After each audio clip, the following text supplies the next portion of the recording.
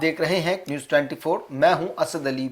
बड़ी खबर बिहार से सामने आ रही है, जहां अब मदरसा हो, स्कूल हो, कॉलेज हो या कोई भी सरकारी कार्यक्रम, हर जगह दिन की शुरुआत एक नए नियम के साथ होगी।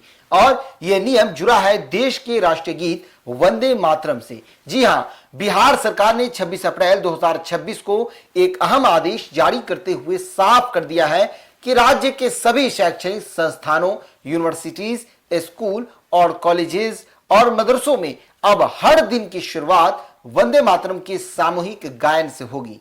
उसके तुरंत बाद राष्ट्रीय गान जन गण मन गाया जाएगा और फिर पढ़ाई शुरू होगी। इतना ही नहीं, राज्य के सभी सरकारी कार्यक्रमों की शुरुआत भी वंदे मातरम से की जाएगी।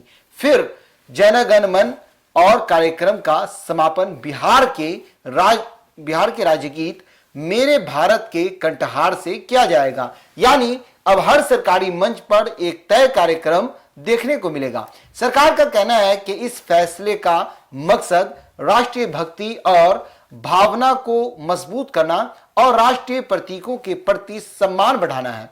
और इसी के तहत केंद्र सरकार की गाइडलाइन को भी लागू किया गया है, जिसके अनुसार वंदे मातरम के पूरे 6 अंतरे गाना जरूरी माना गया है और इसमें किसी तरह का बदलाव नहीं किया जा सकता। साथ ही यह भी तय किया गया है कि जब तिरंगा फहराया जाएगा या कोई भी औपचारिक कार्यक्रम होगा तो वहां राष्ट्रीय गीत पूरे सम्मान और शिष्टाचार के साथ गाया जाए या बजाया जाएगा।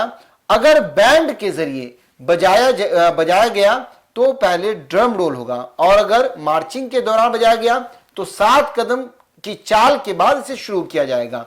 अब सबसे बड़ा सवाल यही है कि यह उठ रहा है सवाल कि क्या इसे गाना अनिवार्य है, यानी वंदे मातरम जन गण मन जो है यह हर सुबह गाना अनिवार्य है, और अगर कोई नहीं गाता है तो क्या सजा होगी।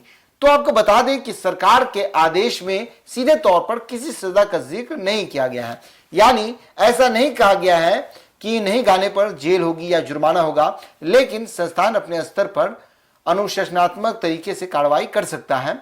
लेकिन इसीलिए इसे पूरी तरह से वैकल्पिक नहीं कहा जा सकता है। वही सबसे संवेदनशील सवाल कि क्या मुसलमानों को भी वंदे मातरम गाना होगा, इस पर पहले भी देश में बहस होती रही है।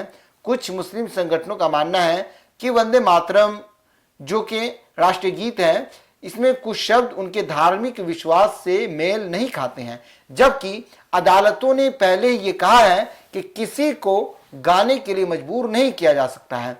लेकिन राष्ट्रीय गीत का सम्मान करना हर नागरिक की जिम्मेदारी है। यानी यह मामला जबरदस्ती और सम्मान के बीच संतुलन का है। और अब बात करें कि ये नियम कहां लागू होंगे और कहां नहीं लागू होंगे, तो ये सभी शैक्षणिक संस्थानों, सरकारी कार्यक्रमों और बड़े सम्मान समारोह में लागू होंगे। लेकिन सिनेमा हॉल में फिल्म शुरू होने से पहले इसे बजाना अनिवार्य नहीं होगा। और अगर किसी डॉक्यूमेंट्री या सोशल मीडिया के किसी प्लेटफॉर्म पर या न्यूज रील में ये बजता है तो दर्शकों को खड़ा होना भी जरूरी नहीं होगा। कुल मिलाकर बिहार सरकार का ये फैसला एक तरफ राष्ट्रीय भक्ति को संस्थागत रूप देने की कोशिश माना जा रहा है, तो दूसरी तरफ इससे जुड़ी संवैधानिक और धार्मिक बहस भी तेज होती जा रही है और हो चुकी भी है। अब देखने वाली बात यह होगी कि आदेश जमीनी स्तर पर कितना असर दिखाता है और समाज के अलग अलग वर्ग इसे किस नजर से देखते हैं। तो इस पूरे मामले पर और बिहार सरकार के इस नए फैसले पर आपकी क्या राय है, प्लीज कमेंट्स में जरूर दीजिएगा। फिलहाल इस पेशकश में इतना ही है कि खबरों के लिए देखते रहिए न्यूज 24। धन्यवाद।